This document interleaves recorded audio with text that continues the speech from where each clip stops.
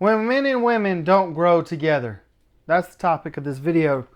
And what I want to talk about is the idea that when we grow at different rates, right? I think it's been said right now, obviously, with certain government agencies to push women in certain fields higher and higher and stuff.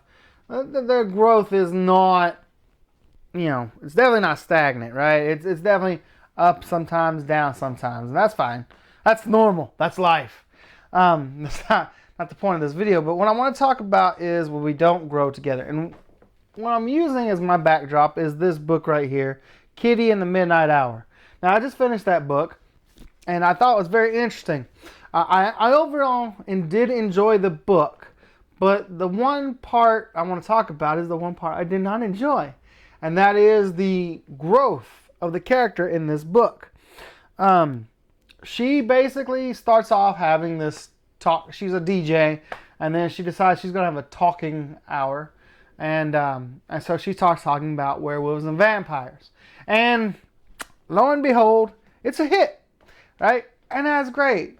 So what the book then later tells you is that she overall is part of this world of vampires and werewolves, right? She herself is a werewolf.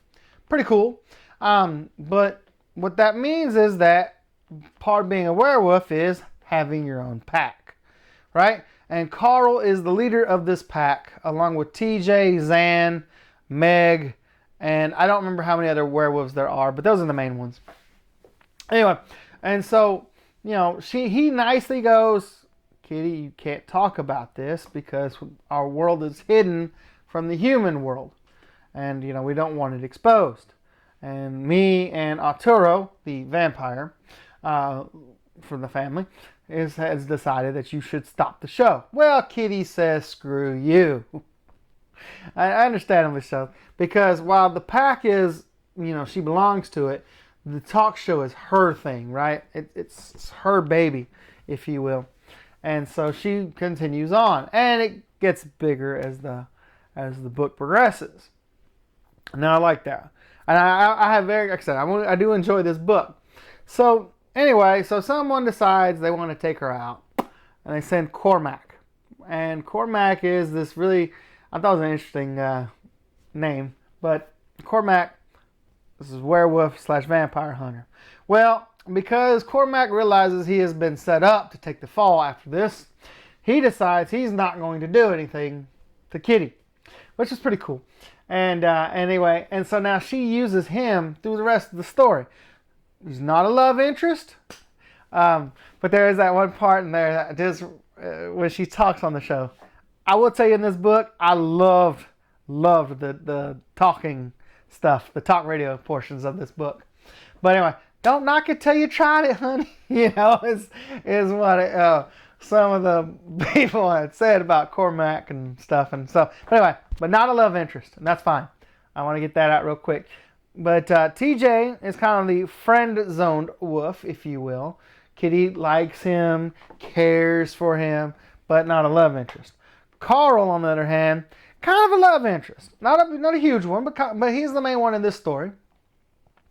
And anyway, as his show gets bigger and more people are coming after Kitty, including obviously like I said, the werewolf hunter, the police, this faith healer, and stuff like that. As her enemies grow, Carl is struggling here. Carl, his growth is straight down, and I'll explain it here in a while. And I thought it was very interesting because as Kitty's enemies grow, Carl's power is becoming less and less, and because obviously he can't control her, other members of the group break off, and so all kinds of shenanigans are existing around this show. And Carl, who was the alpha in the book, in the beginning of the book anyway, he inevitably ends up kind of a wuss at the end. And this is where I wanted to talk to Carrie Vaughn. And I go, what was Carl supposed to do? And I kind of have, after thinking about this for a few days, I actually have an answer. Carl was supposed to do what none of us would have done, which is say, well, screw it, we're going to grow, right? Meaning that Carl cannot take on everybody by himself. So Carl has two choices. Either he is no longer going to be the alpha in this group, and the group is expanding into the world, as Kitty is bringing up in the show more and more. And so he kind of takes a back seat. And that's hard for me. That was very hard for me, guys, because I liked Carl. I'm not going to lie. I liked Carl. Because Carl was the alpha of the group. But it definitely shows as women and stuff have risen, men not necessarily being able to grow and keep up, right? And that was the catch. Because a lot of us, especially as men, myself included in this, want to know the question, well, how do I grow, right? I mean, that's ultimately the question. Because I said in other videos, I had a house, I was doing fun stuff in the hobby, and yet women are like, he's boring. I don't get it, but whatever. However that is, that's another topic for another time, as far as what that meant by as boring. But it was that question of, how do I grow? This is something that I, as a male, do struggle with all the time in society, right? I would love to say, well, I'm going to run a 6-figure business and do that.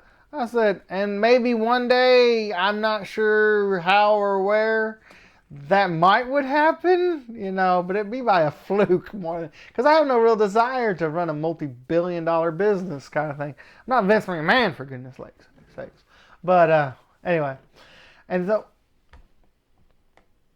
that is kind of what it. So Carl should have grown to conquer these threats via making alliances elsewhere, like she did, or trying to figure out a more strategic way, working with Kitty, having the werewolves be bodyguards. Sorry. Having the werewolves be bodyguards or something. Some form to building, right? To building a way out of the solution is what Carl should have done. How he could have done that? Again, between making alliances, strengthening up stuff, kind of playing the political game, which Carl had to do in the book. I don't know if the character didn't get developed this way. I don't know if he had the appetite for it or not, to play those political games. I'll be honest with you, sometimes I struggle to play those political games myself. It is what it is. But that's kind of ultimately what Carl should have done. As far as the growth, I asked AI this, and he goes, well, you're right. When one party grows and the other doesn't, stagnation happens, relationships break up. What I didn't like what AI said was, well, even marriages aren't forever. I'm like, well, that's not biblically what it's supposed to be. And if they're not forever, why do it? That was my interpretation of that. And so when I was like, why would AI tell me that? But I know AI does not have Christian beliefs, if you will, in it. So I thought that was kind of interesting, though. But it did talk about that. It's like, so you're supposed to have some kind of mutual growth. What I didn't like in the book was, well, at least in this book, and I have others, and I will read them. I'm interested in this whole world now. What it is, what does a good, healthy relationship look like when growing up, right? Cormac, she uses Cormac. I mean, flat out uses him. Whenever she's injured, can't tell the family, got to go to Cormac. And Cormac is an extensive knowledge, helps her out. But there's no love interest there. So he's being flat out used. TJ, the friend zone guy, he ends up being beaten and coming to her help a lot. But, but he's friend zoned, right? Not a healthy relationship. Obviously, Carl, not healthy either. Maybe Carrie Vaughn is one of those long lines of just women can do it by themselves. But that's another interesting thing, is she doesn't do any of it by herself. Matt is her sound technician guy, who runs the show with Kitty. Cormac helps fight off the lone werewolf later on in the book, although I won't get into the details of that. But, then she has her cop friend. Of course, Carl is trying to keep Arturo off her back. Arturo, if I hadn't mentioned it, was the vampire leader in this book. But anyway, and so she didn't do it alone, right? So she always had some form of protection as she was growing up. Until basically, even when she talks about in this book, her cockiness, if you will, and her strength have grown to the size she didn't feel adequately needing their protection any longer. So she leaves them. That was hard for me. I'll be honest with you. And it reminded me of the Simpsons quote with Marge Simpson and Lisa talking like, "What's wrong, sweetie? Does one of your book characters have difficulties?" And I was like, yes! Oh, that was hilarious in my mind. That's definitely one of those things. Anyway, but that's kind of how I view the world in a lot of ways now sometimes. Is the idea that, I want to grow with people, but good gravy, how do you grow with people sometimes? Especially in this world where we're growing less and less. I don't know. Let me know in the comments below what you think about this whole thing. And then lastly, I want to talk about this as kind of a third-parter. God's responsibility. Now, in this book, Carrie Vaughn is the author, and she creates the characters and grows them as she sees fit. And biblically speaking, that's actually the way God operates too. He is the author and finisher of our faith, but also He is the potter, and we are the clay. Don't ask me where that's at in Scripture.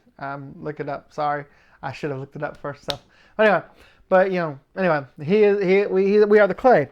And I thought to myself, well then, God, why would you make me a Carl sometimes, right?